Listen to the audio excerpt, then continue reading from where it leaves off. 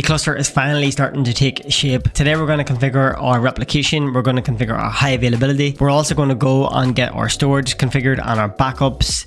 Then after that, it's pretty much done. We can start building workloads on this Proxmox cluster that have got full redundancy built in. Hey guys, what's up? Welcome back to this mini Proxmox cluster series. So over the last 2 episodes, we got quite a lot done. So the first episode, we built the 2 nodes, the 2 Zimmer board 2s that I have, and we also used a Raspberry Pi as a Q device, and then we got the cluster actually up and going. Then in episode 2, we done our updates, we configured storage, and we got our network set up. So we have a network that we can assign multiple different VLANs to my workloads, and then I also have a private switch that I can use for building like isolated workloads. Today, as I said in the intro, is the primary reason why I actually built this cluster in the first place, and that is high availability and like redundancy. So what I want to do today is I want to get my storage set up for backups. We're going to create a backup job, then we're going to go and we're going to get replication set up, we're going to get high availability set up, and then we're going to do some testing. We're going to actually test the high availability and see how it works.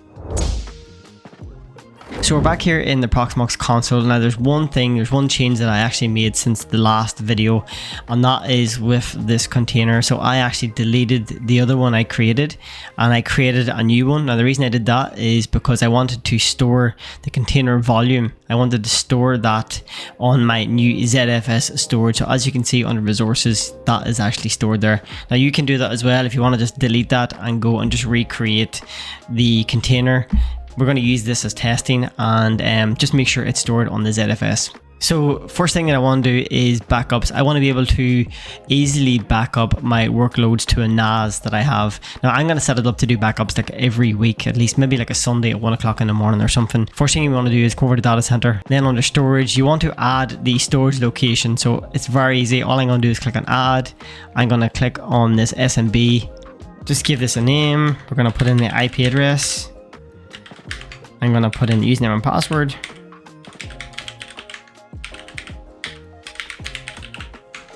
Then we're going to select the folder.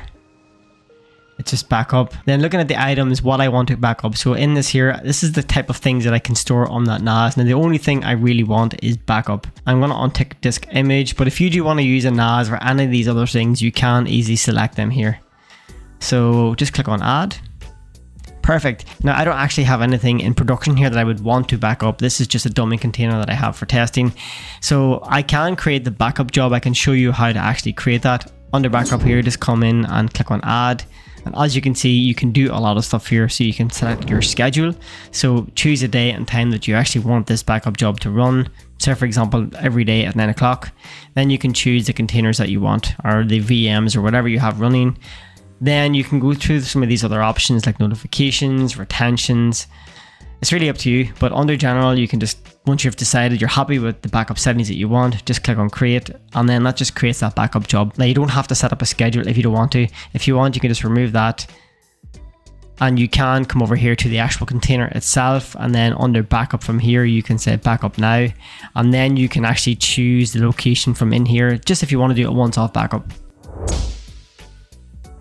So replication is the first part of the whole high availability thing that you need to set up, and what that actually does, that's going to replicate the volume for whatever workloads you have in one node, and it's going to replicate that to the storage in the second node. And to show you what that looks like, if I click under Ubuntu and I click under resources, you can see here that the volume for this container is actually stored in this NVMe ZFS. Now if I go down to this NVMe ZFS on this node, you can see here under the volume, there it is there. But if I go down to this ZFS storage in PVE2, you can see it doesn't exist. Now, as part of the HA, you need to set up replication first. So you want to just come up to data center. You're going to go to replication. You're going to click on add. You're going to select the actual ID of the workload. In our case, we only have one, so it's 100. You want to set the target. So that is where you want to replicate to. So I'm going to set that to PVE2. Now the schedule, the minimum time that you can set is 15 minutes. That means that every 15 minutes it's going to run this job and it's going to replicate that container volume from one node to the other. But that also means that at minimum you're going to lose 15 minutes worth of work. Now for me, I don't really care about that. I'm actually probably going to set this to like every 2 hours. That just means that if PVE1 dies and it turns on in PVE2, nothing will have been replicated since it last synced, which is fine for me. So whenever you set this, just click in create. Now, once you've done that, you can see here, now that's going to take a few seconds, but in a few seconds, I should be able to come down here to NVMe ZFS, and under CT volumes, that should actually show up. So there you go, that has actually fully replicated across now. So you can see the volume is here and it's also on this other node. So once you have got replication in place, the next thing we want to do is actually get the high availability part set up. So again, under data center, you want to come down here and you want to go into HA. As you can see, there is nothing currently set up in this area. So the first thing we want to do is we want to set up this. So go into HA, you want to click on add. In here is where you're going to select the actual VM that we want to be part of that HA. Looking down through some of these other options, you'll see max restarts. So if this Ubuntu container suddenly becomes unresponsive on this node, this is the amount of times that the node will try to restart it before it actually moves it across to PVE2. For a lab like this, you can easily set this as 2.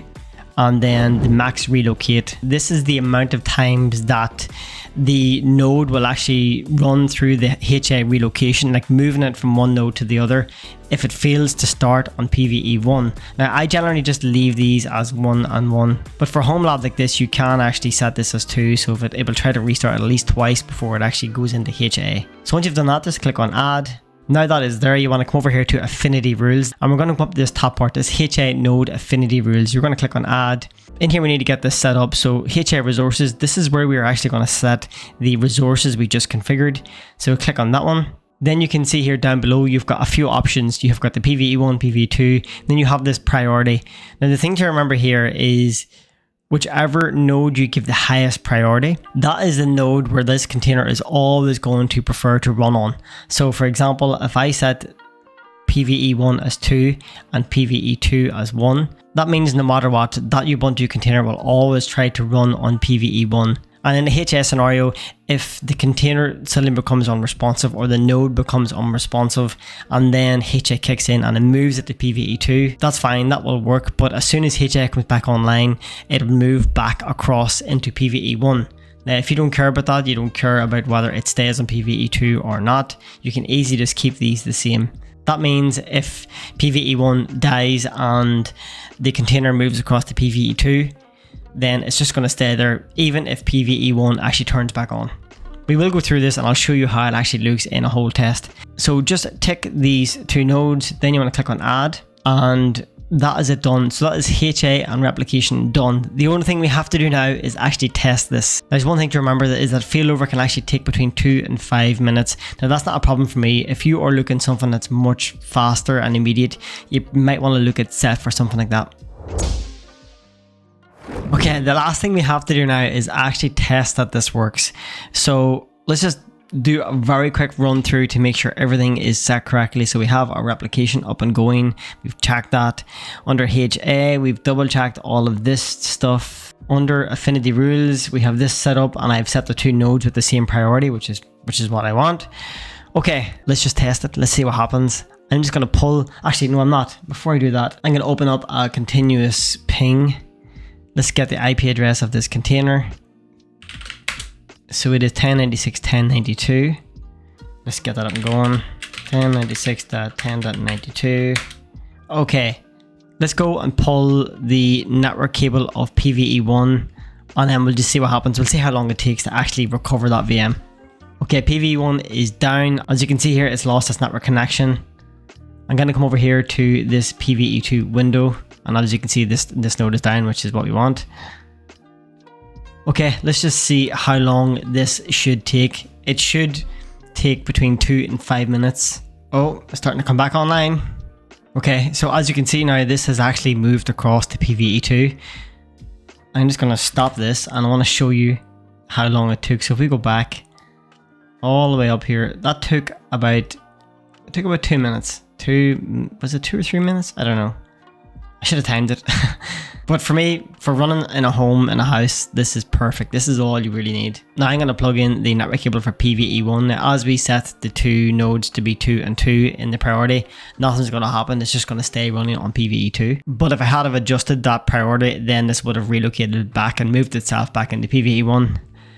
So that's it. That's a full high availability cluster running. Holy smokes, this is brilliant. Like I really intend to use this whole thing for like Home Assistant and for like Jellyfin stuff that I kind of want to run and keep turned on.